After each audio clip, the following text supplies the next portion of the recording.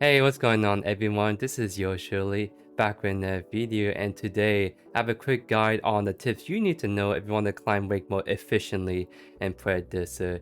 Because one of the best ways you can increase your win rate is not necessarily like making really good plays in the gameplay moments in the wake mode, but actually what you do before you even get into a game. And a lot of it has to do with like having good drafts, knowing what roles, what heroes you need to play and play very consistently if you want to climb in rank. So this is kind of a quick guide that's not necessarily showing you guys like in-game tips, but rather more a lot about what you need to do, preparations you need to do before you even get into the actual game itself.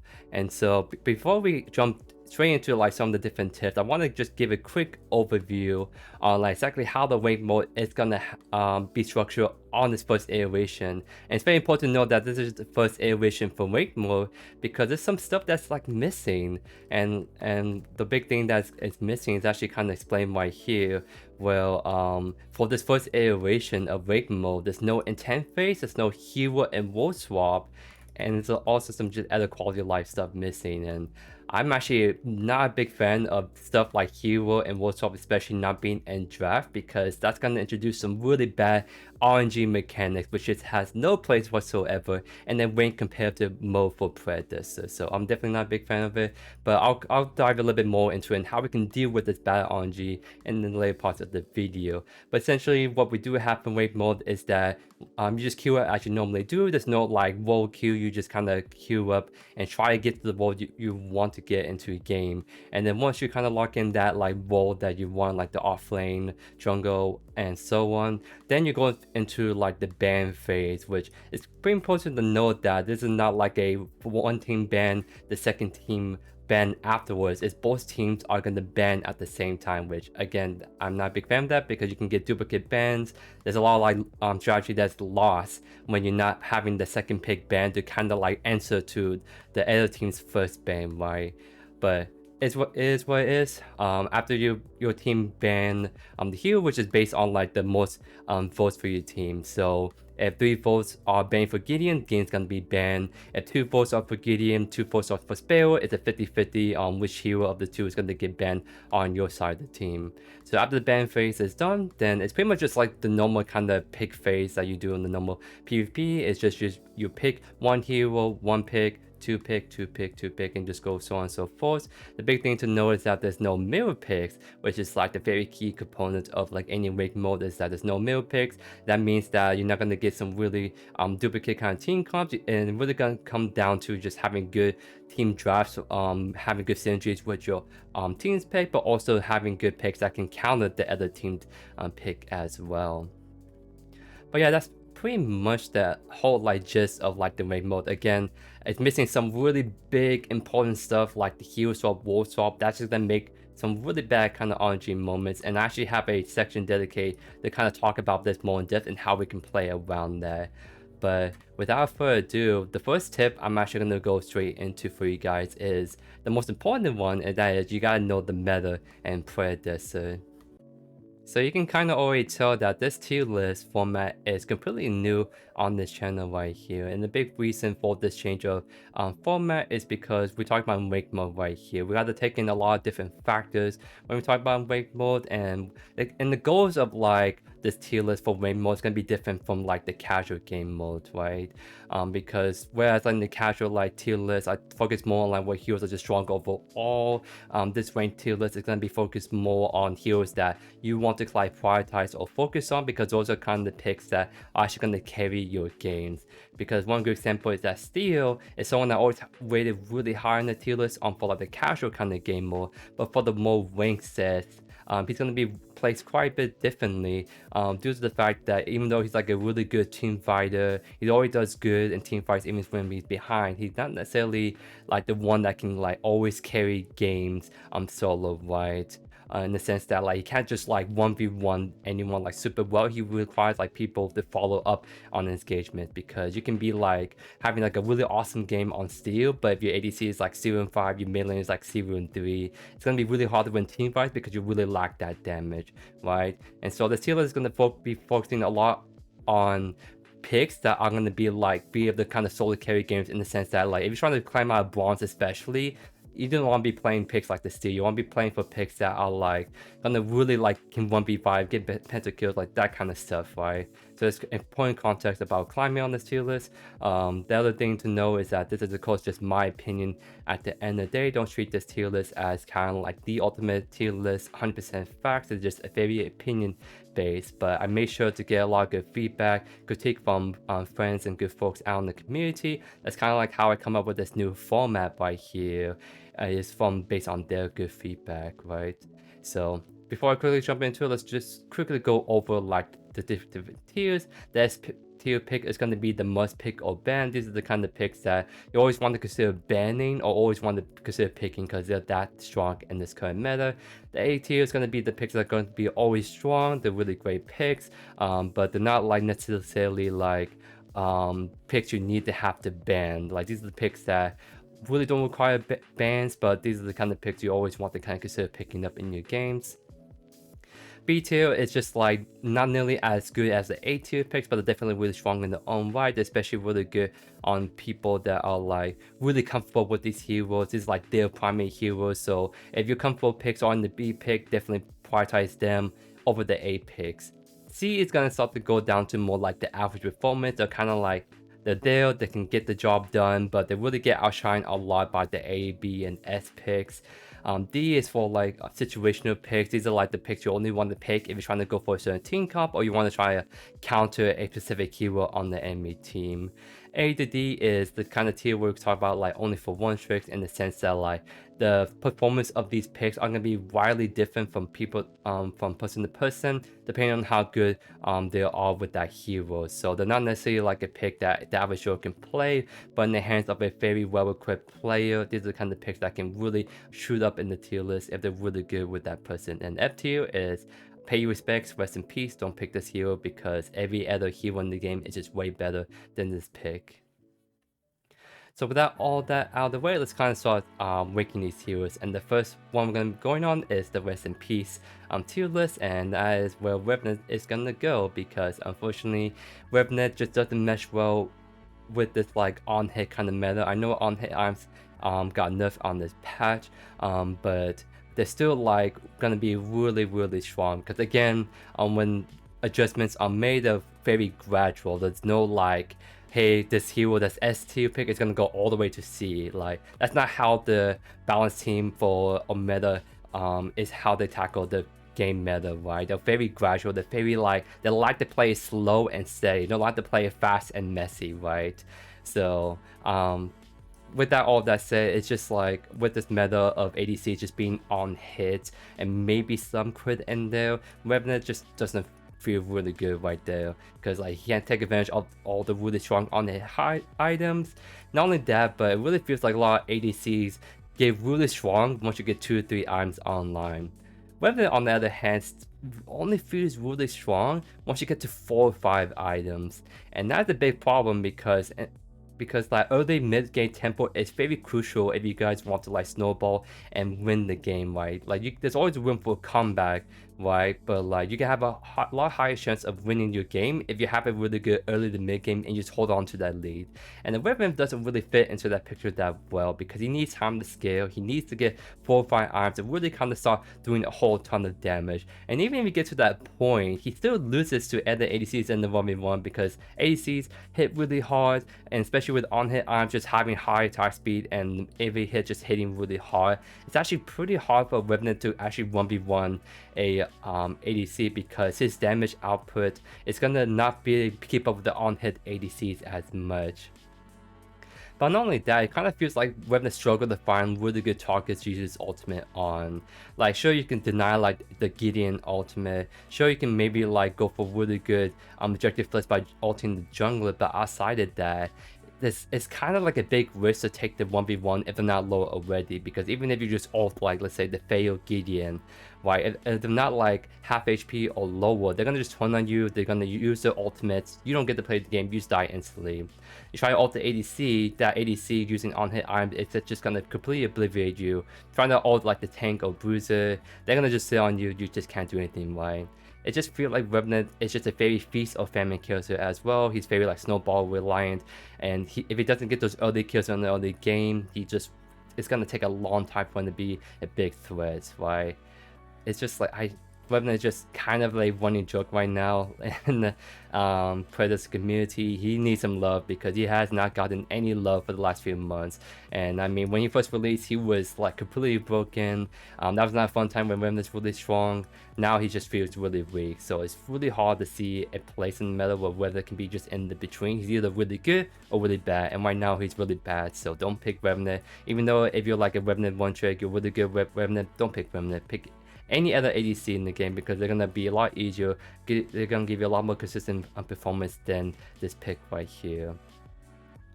Now we're gonna move on to the A to D pick right here, and these are all the picks that I'm gonna be putting this tier list right here because I think it's pretty obvious that like when we talked about the Wraith or Collide, these are the kind of heroes that like if the player is like really good on them, they're like really hard to deal with. Like a Wraith that's hitting all his combos is gonna be quite a deadly menace. A Collide jungle or a Collide offlane one trick is just gonna be able to really like ruin your day, right?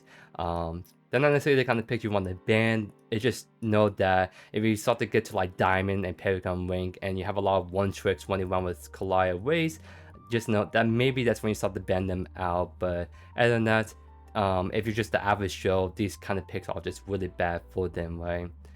Mayo is like actually really good. I think this is like a really good enchanter meta right now. Although like I've seen some really bad Mario people out there. And the big way to tell if your Mario is good or not is if your Mario is looking to half HP the enemy dual lane at level 1. Because Mario is the kind of character you want to play very aggressive in lane and knowing who you want to ult in the mid to late game. If you don't do that, then Mario is just a person that just shields you, which is still really good at shielding people, but like you lose a lot like potential on her, right?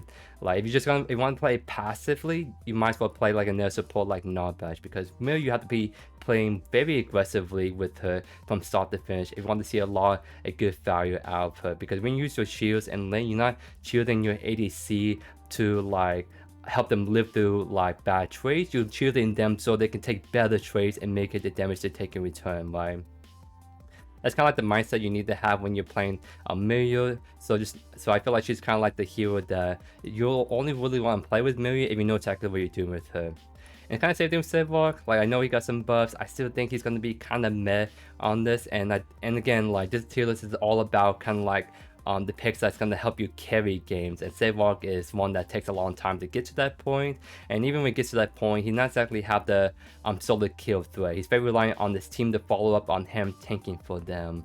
And so like to do that, you have to be very good about your target priority. You have to be very good at farming in the first place with him. I think he's just the kind of pick that he only sees like really good performances if he's in the hands of like a one trick or very well spent player. And then we talk about these other picks that are kind of new to this from my previous like casual tier list, and that's like Fei Mao, because I think Fei Mao is actually really strong. And I think like besides Saris and the offlane, Fei Mao is one of the best carry picks in the offlane if you want to kind of 1v5. He's kind of like the pick that is very well suited for JoeYoursTruly for kind of solo carrying games, but that's only if you're very good with this guy. Like especially in offlane, if you do not know your matchups that well and know how to play around them, Fei Mao is going to be feeling very kind of meh. In the jungle, he feels a little bit easy to kind of pilot, but I think there's some other more consistent jungle picks as well. Again, Fei Mao is sort of like that Collide kind of assassin character where it's like, it's only really good if the person playing behind them is also very good, because one mistake can cost you life and your game right there.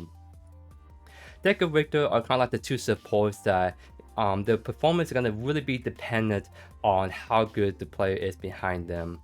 And because Deku is just kind of like the jack of all trades, you can't go wrong with her. But I think with just how strong enchanters are right now, I think Deku is just kind of like a pick that you have to be very meticulous when you play her. You have to know exactly how to space out your engagements. You need to land all your stuns, all your combos, all that really good stuff, right? Because I see some really bad Deku players that mess up the combo and they might as well be playing any other support because Deku just ain't for them, right? So a really good Deku player is just going to be one that just never dies and just super annoying in team fights. That's going to be like a Deku that's going to be really high on the tier list, but a average kind of Joe Deku player is going to be kind of just there, right? Victor is also the same thing too, where it's like, it's kind of interesting with Victor is that like, I think he's a little bit better to play for the average shot than Decker, because even if you're not like the great with your hooks, if you land that one hook and lane, that's like a guaranteed win trade, right? But the thing about Victor is that he's not exactly the carry pick in the sense that like, he needs to kind of follow up to really take advantage of his hooks, right? So like, if I want to play like a support that's a lot really good about the K potential, I'll probably play something like a more like an August support that brings the damage, because Victor have some damage, especially if you do like the offlane and jungle role. But when you're playing support, you really rely on your team to actually follow up your hooks, because if your team is behind, it's really hard to play Victor, right? But just know that as you climb the elo more and more, Victor is just going to become a bigger menace, because a Victor that can land all of his hooks is going to be one that you don't want to mess with. And just know that if you want to like play Victor and kind of like climb, you have to be really good with your hooks, and you also need to have decent teammates that can actually follow up on your hooks. Last but not least, it's gonna be Grim. Like, I think Grim is just seriously really strong. Like, he hasn't really got touched this patch. I mean, he got some slight nerfs, but he still is gonna be like really strong. Like, he's someone that can kind of go toe to toe with build, because his on-hit build and damage output is just really insane. His utility is also really insane. Like, I feel like he's just a ADC that should easily be A tier at minimum, but I don't know. Most of the player base are just bad with him. I don't know how to sugarcoat it in any other way. It's kind of like the Waze problem, where most of the people in the community are just bad with Waze, and that's why he's always going to be only for one trick. And I feel like Grim is not supposed to be like a one trick hero, but it kind of feels like that way, because I just never see a average Grim player just play well. I see an average Twin Blast player play really well, but an average player playing Grim just feeds, and I just don't get it. Like, I don't think Grim's supposed to be that hard, but I guess he still is for the most of the player base. So that's kind of why I'm putting right here, because I feel like if you're not comfortable with ADC, especially playing like Grim, he's not really going to be a good pick for you. But if you're like a really good ADC, play a lot of Grim, he's definitely going to be a super strong pick on this patch. Alright, the next tier we're going to go into is D for the situational picks. And we have 4 of them: Faye, Belica, FaZe, and Chimbi.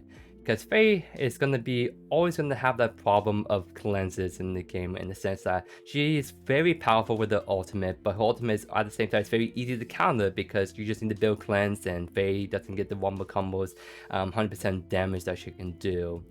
Like, she still is a good situational pick to kind of consider, because if you have a enemy team like, let's say like a Rampage jungle and Belica mid, right? Kind of the picks that are not like super scary for you early game. Faye's gonna feel pretty good. Like, she's gonna be able to bully a lot. Just don't worry about her just dying in like 2 seconds. If you're going to like get like a Chimera jungle, like someone that can just really sit on you and self-cleanse your ultimate, probably a game you do not want to pick Faye in. Belica is someone that's a little bit better. She's a bit more flexible than Faye, but the big problem with Belica is that her burst damage feels awful.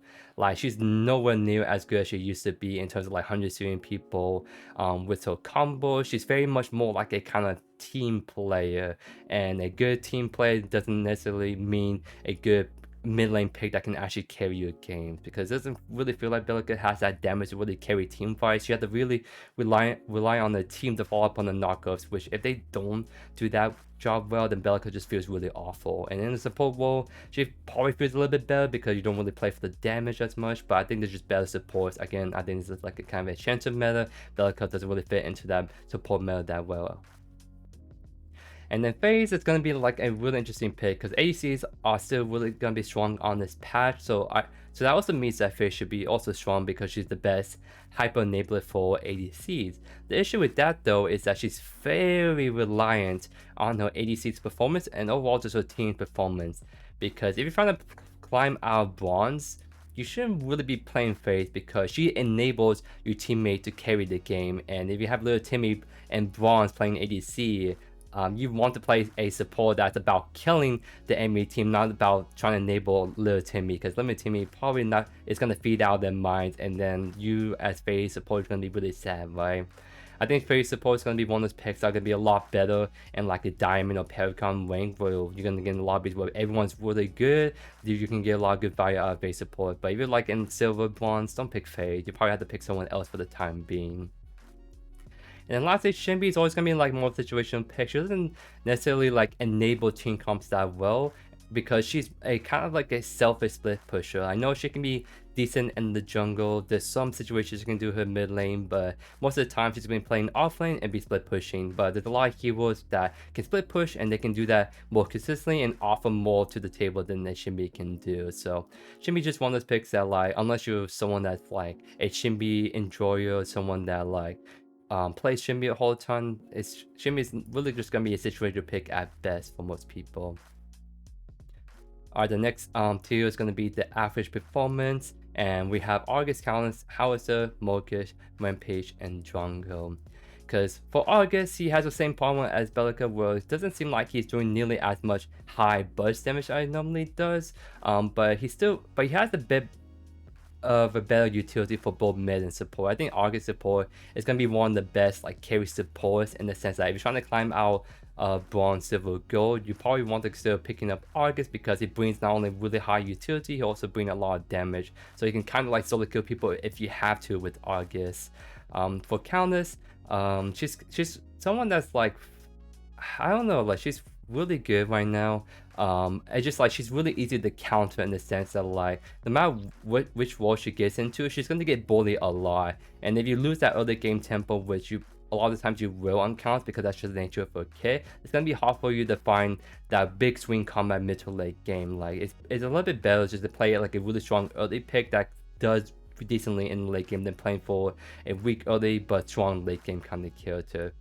Plus, I think other mid laners, off laners offer more than counts at the moment, so she's not bad. You can definitely play her, but I don't think she's necessarily a pick you always want to prioritize.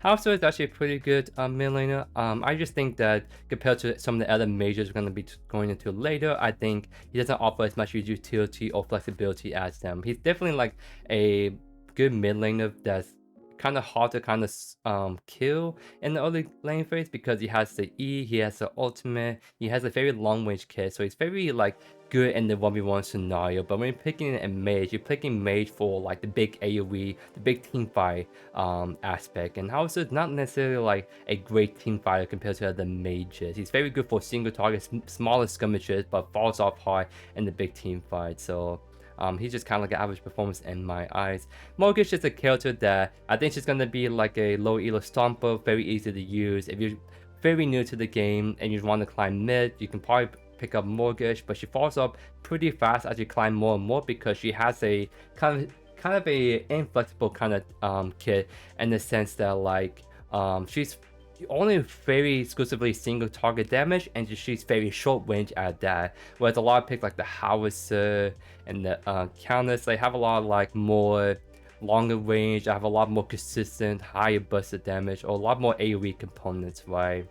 I think Morkish is just someone that can be good in the right kind of team cards, but at the same time, I think compared to some of the other picks right here, she doesn't offer as much flexibility, adaptability in those kind of games.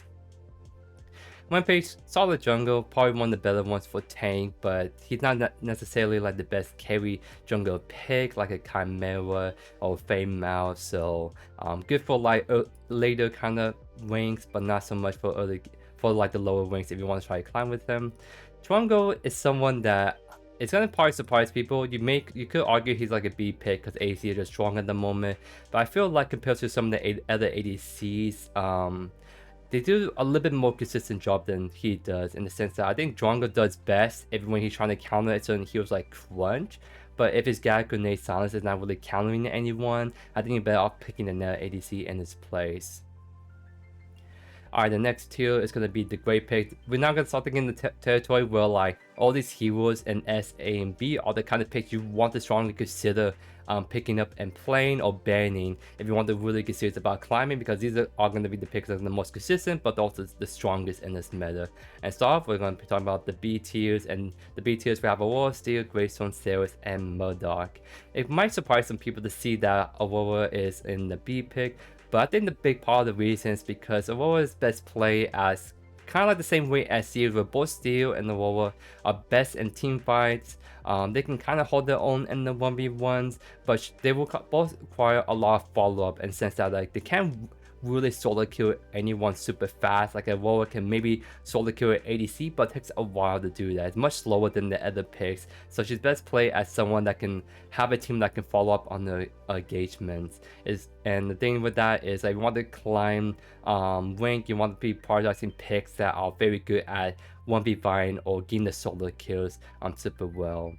But without doubt, if you're someone that plays Aurora a lot, favorite comp on this hero, definitely consider picking up Aurora over the 8 picks, because you're starting to get that territory where all these picks are like really strong for rank. It's just like when we get to the final details, like if you have really good picks in the A or S, you want to try to prioritize them a bit more than these kind of B picks right here.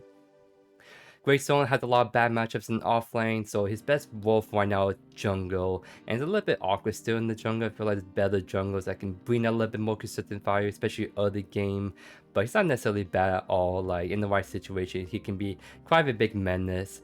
So definitely don't sleep on Greystone. Sarah is a really good carry pick, but at the same time, she's someone that can be easy to shut down in team fights. She kind of falls off as the game goes on, but more importantly, if she falls behind, it's really hard for Sarah to catch up and be a big impact team fights, because she doesn't have utility. If she's not like 5-0, like doing really awesome, it's gonna be really hard to bring fire out for in the jungle offlane role.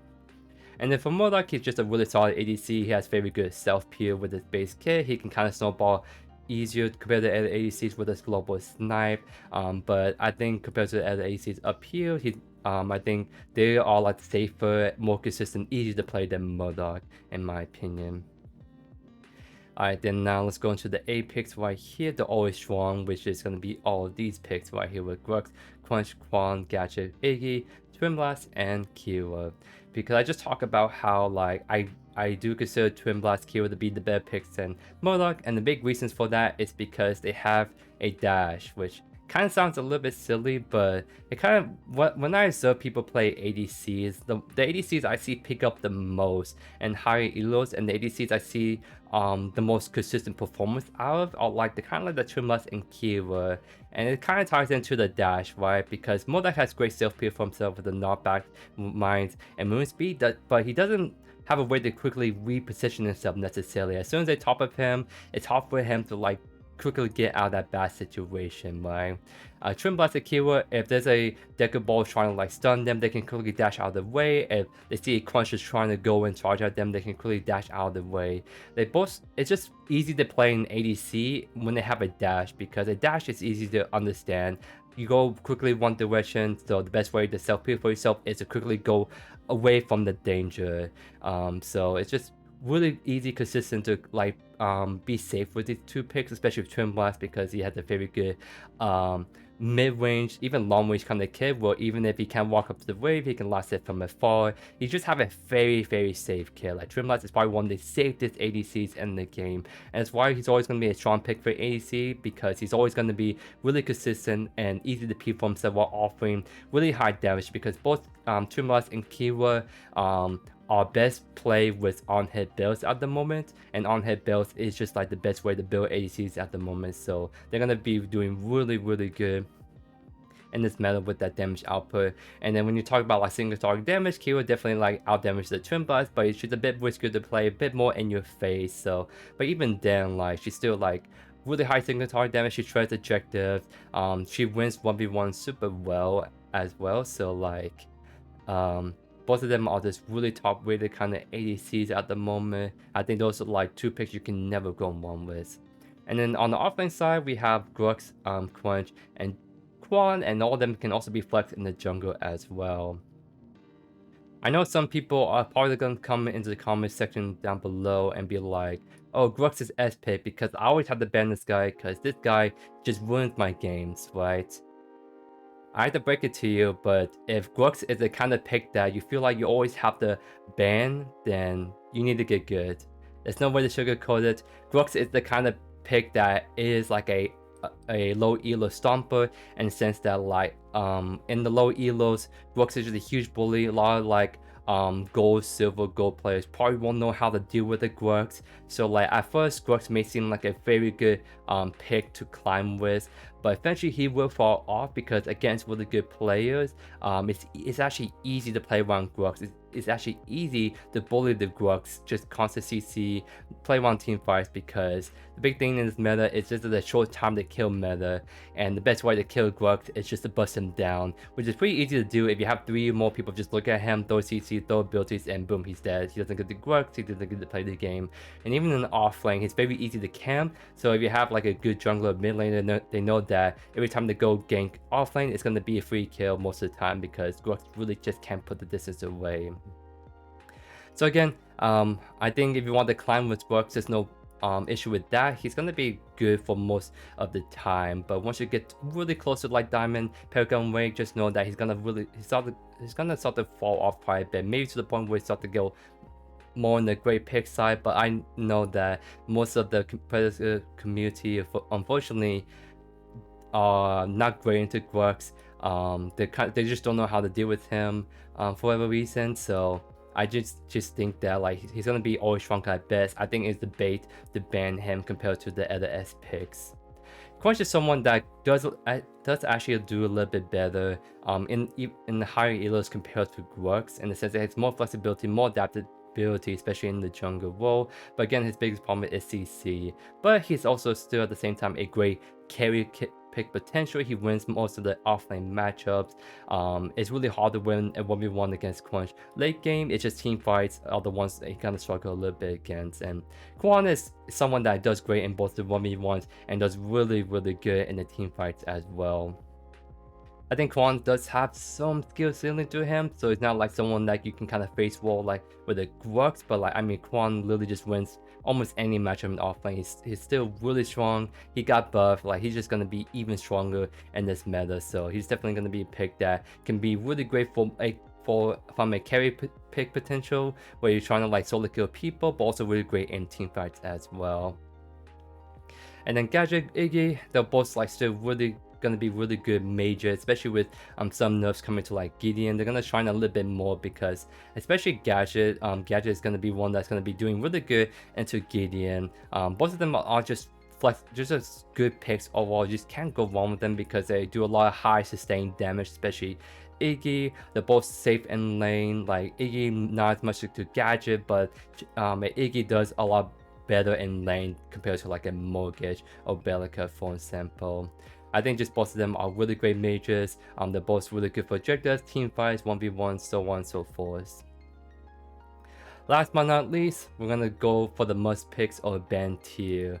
And we have Gideon, Sparrow, Sarus, Chimera, Narbash. Because I know Gideon, Sparrow, Sarus got nerfed on this patch, but again, these are gradual adjustments. They're not gonna plummet all the way down to like the C tier, right? They're gonna definitely be really strong for a while. And I think Gideon is just one of the most annoying mid laners in the game. He's one of the safest mid laners. It's really hard to deal with a Gideon in the early game, because he just presses E, he's very safe, he's just really good in team fights. It's really hard to do objectives when he always have the threat to just ult team people. Like, he's just a mid laner that you always want to ban if you're not first pick, essentially. Sparrow, again, she got nerfed, but I think compared to other ACs, she's still gonna feel like she's gonna really kind of face wall anyone that check them really well. Especially in the comp team, well, there's a lot more people that's gonna be looking out for her a bit more. She's someone that's gonna really like shred people. She's just one of the best teamfighter ADCs, and it's not even close to, in my opinion. Sarus is just one of those offlaners that just win almost every matchup, kind of like the Quan, except he has even more carry potential in the sense that he can go for a lot of burst you kills. I know his burst damage got knocked down a bit, but I still think he's going to be quite a menace in 1v1s or just diving the backlines. His Colosseum is also really good for team fights, just for the fact that he can encase someone in the area, and that can make for some nasty combos. I think Chimera is just going to be one of those picks that's going to be one of the best junglers for just carrying your way to like Paragon Wing. He's someone that like does really good in the hands of a little Timmy, but he's also someone that does really good for a Paragon player's hand, just because he is just a really good all-around jungler. Can just do it all. When he can go in for 1v1s, 1v5s, it's not that bad for him compared to like a Gruxel Crunch because he has that self cleanse. He's just a really good jungler. Like he just literally has everything you want on a jungler plus some more. And Nalbash is probably one of the best support enchanters right now. He's like the easiest to play. All you do is press E and you're just healing your entire team. You press Q, you give them all movement speed. You have a stun so you can deal with a lot of targets.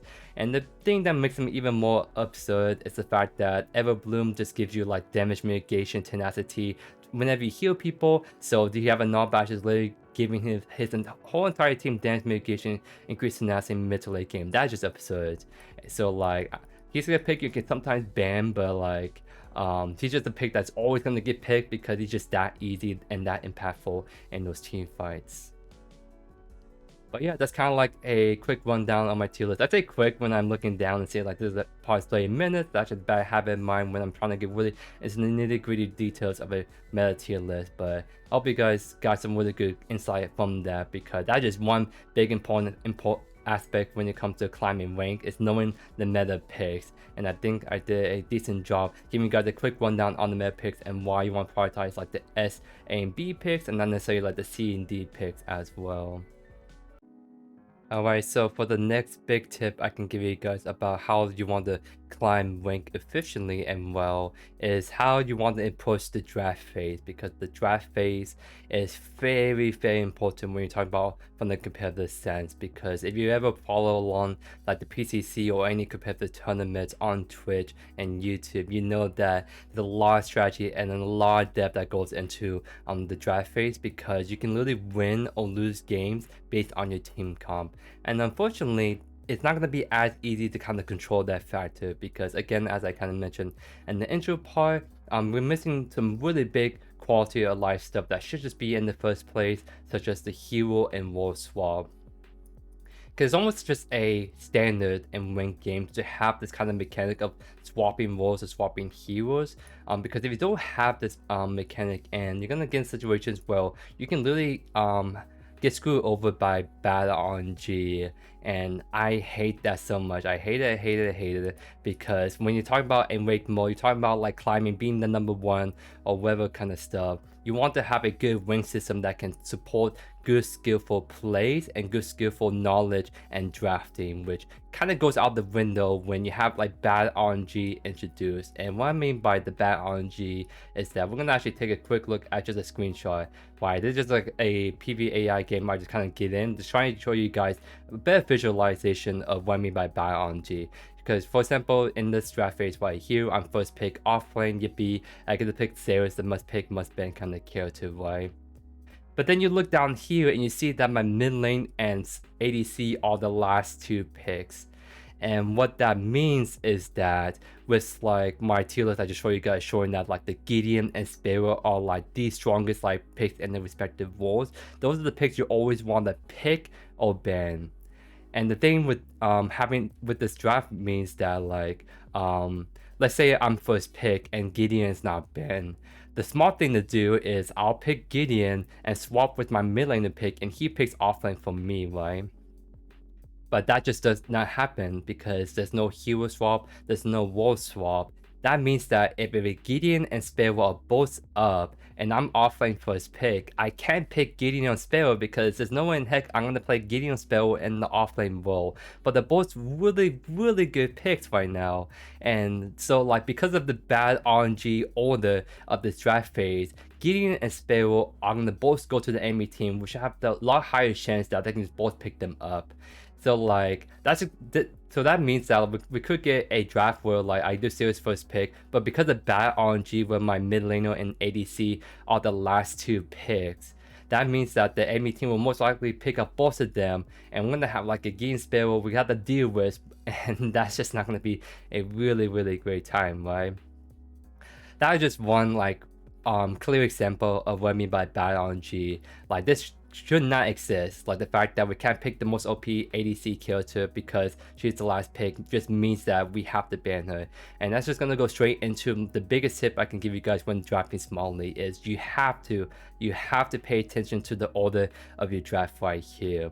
Because if for example, if your mid laner is the first pick and then your ADC is the last pick, okay, let's not ban Gideon because Gideon is just gonna be the best mid laner. We have first pick, we can get him.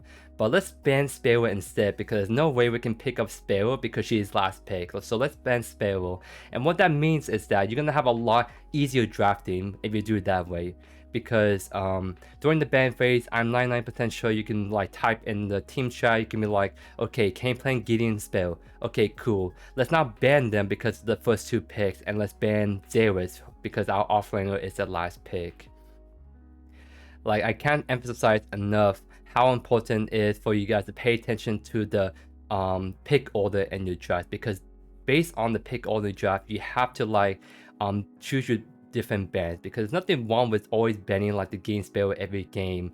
But if you literally first pick ADC and Sparrow's on the table, don't ban Sparrow. Get your ADC on Sparrow, then ban some other high party pick. That's a smarter way to go about your draft. It's gonna make for a lot better team comps, right? It's just really unfortunate that we have to deal with this really bad RNG for the first iteration of Wang. But I think this is like the most important tip mitigation I can give you guys, is that before you lock in your ban vote, look at your order and see which hero you need to pick up first because your first pick, and which hero is last pick, and then you should ban that as well. Another important tip I can give you guys when it comes to having smart drafting and rank is that, let's say you got RNG Diff and you're like the last pick ADC. You don't get to pick up the Sparrow, you don't get to pick up the Kira, so on and so forth. And so even though you don't really get high priority on like some of the better picks in this meta, you can still use the last pick to your advantage, in the sense that like you can see most, if not all, the enemy team picks before you lock in your final pick.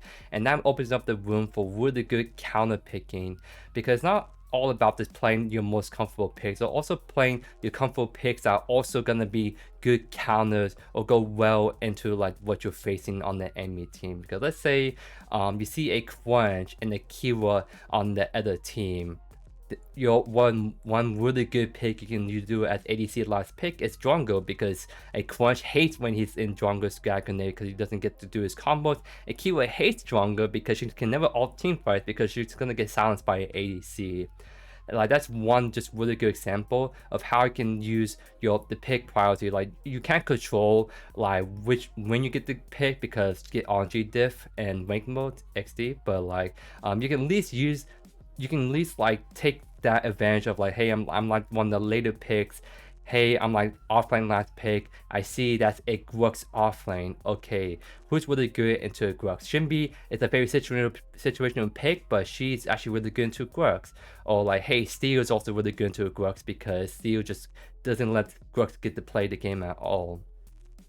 So that's just another important tip I can give you guys on that aspect, is that even if you get RNG Diff and you get like a bad like pick order, try to use anything to your advantage, just anything, because you have to use what's available to you if you want to really increase that potential possibility that you will win this game, right? So don't like pick, if your last pick and you see like a Jungle, you see a Steel, you see a Witcher, don't pick Crunch because you're really good with him. That's just probably going to be a really hard game for you to win. Pick someone else, if you have one, that's going to be able to like answer to that team come a lot better, and makes it so that you can get to play the game a lot better in that match.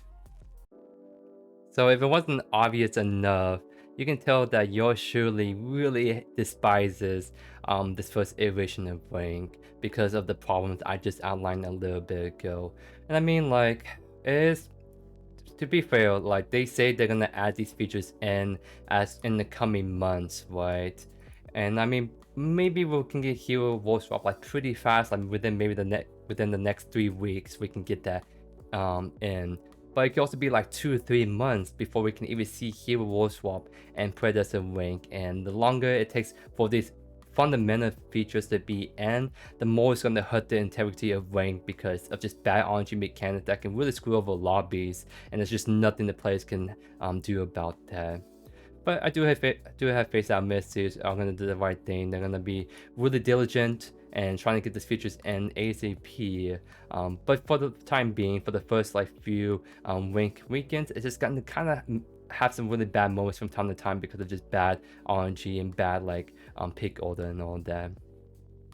So before today's video is going to end, I have one last important tip I need to tell you guys, and it's gonna sound really obvious at first, but like one of the best tips I can actually give you guys is that if you want to climb rank, if you want to be efficient, be consistent, you want to play consistent and be flexible. Because obviously JoeYoursTruly is an offlane main. That means that I want to be playing offlane most of the time, right? And within my hero pool, I also want to be consistent and pick the same hero and over again, right? Because like it's just like a common rule of thumb when it comes to ranked modes and other MOBAs. It's that you want to pick 1 or 2 roles that you're most comfortable in, and then within those 1 or 2 roles, you want to stick to 1 to 3 heroes in each role. Because like sure, I can play almost every offlaner in this game, but I shouldn't be swapping all over the place with my offlane picks, right? I'm gonna be very consistent in my offlane picks. I'm probably gonna play like Fame Mao, Quan, or Zero as just an example, because all 3 of those picks have carry potential. They also have really good matchups and really good flexible, right? I'm not necessarily gonna pick like the other picks like Steel or Crunch unless if it's going against a certain team comp, or if I have to like counter my opponent much harder, right? Because like as soon as you start to get into the bad habit of like, okay, I'm getting bored playing the same hero over and over in rank, let me change it up a bit. As soon as you do that, you're gonna really decrease your probability of winning your games, because there's a lot to be said that when you play the same hero and over again, you not only gradually grow more comfortable on this hero, you get to really know the ins and outs of this character a bit more. You get to really min-max the builds, the ability orders, everything about them. But like if you just keep swapping between like 5 different heroes in the same role, it's just too much for you.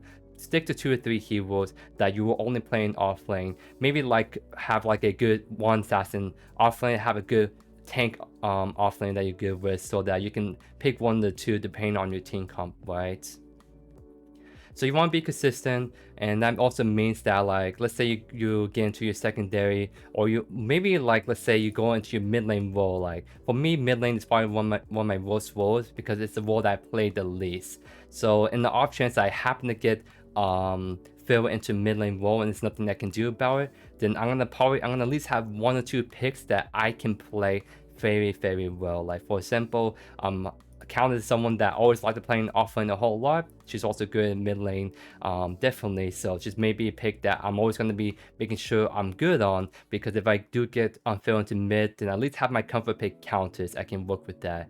Because I know Gideon, for example, is like one of the best like mid laners right now, but I don't like playing Gideon. Like I'm not gonna force myself to play a pick that I'm not consistent on just because he's a great meta pick.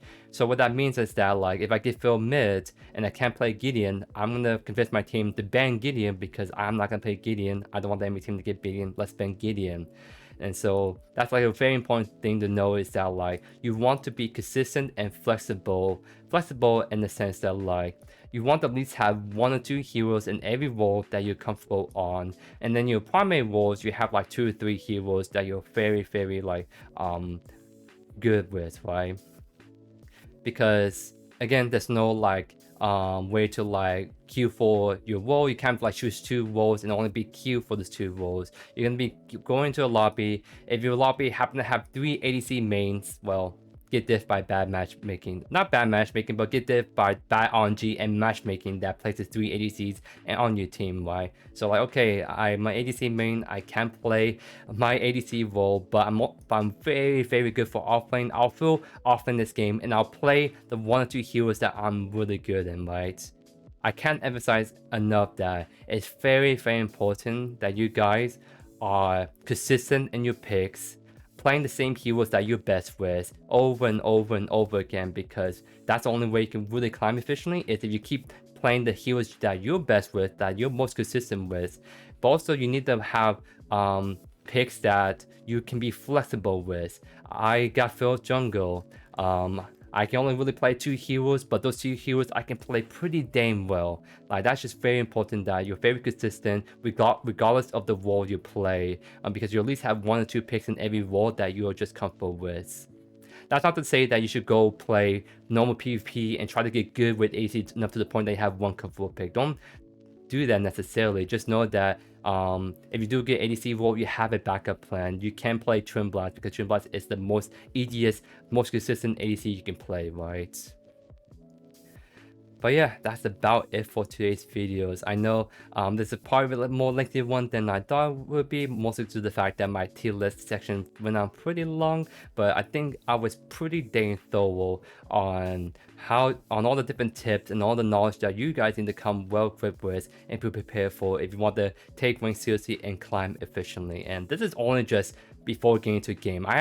Didn't talk anything much about the gameplay aspect, and the big reason for that is because if you want to go into the gameplay aspect side, that's going to require a whole different video, because I can essentially just make a video for every role, offlane, mid, jungle support, ADC, that's just dedicated to just telling you guys how you can carry your games in each of these roles, and that trying to squeeze all that in one video is going to take a really dang long time. So at least I'll give you guys all the fundamental information you guys will need if you want to take rank seriously and climb. And maybe I'll consider like doing like a more dedicated video for like offlane rank. Like these are the picks that you want to be prioritizing in rank for offlane. This is how you want to play the offlane. This is what you need to prioritize if you want to climb your games. But we have to wait and see. I like to do a lot of showing rather than telling, because I'm going to do definitely a lot of rank gameplay videos, and I think if you guys want to at least know how you can climb rank in the offlane world, then YoeYoursTruly got you covered.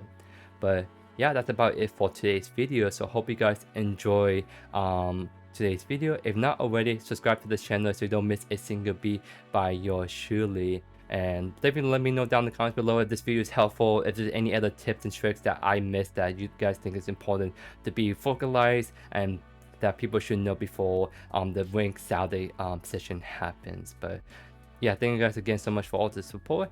This is YoeYoursTruly signing off.